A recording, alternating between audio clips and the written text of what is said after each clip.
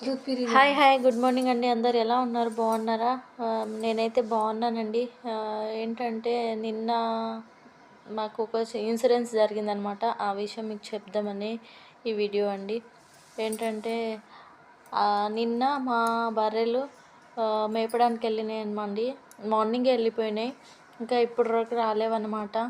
Morning 10 అవుతుంది, ఇప్పుడు వరకు రాలేదు.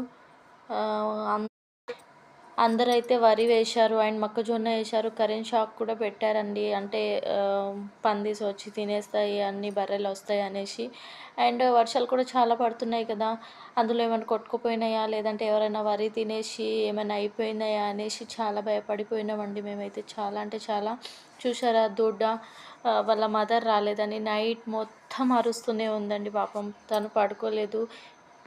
ఇంత చిన్న దూడ, పాలు కూడా లేవు తనకైతే. చాలా బాధ అనిపిస్తుందండి నాకైతే. మేము పాలు తీసినాయి, పాలు తాగిచ్చినా తను తాగలేదన్నమాట. ఈ వీడియో అయితే మెయిన్ కారణం ఈ దూడ కోసమే పెట్టాలనిపించింది నాకు. పెట్టేస్తున్నాను. బర్రెలై కూడా వీడియోస్ పెట్టచ్చా అనేసి కూడా కామెంట్ చేయొచ్చు. ప్లీజ్ అండి అలా అయితే కామెంట్ చేయకండి.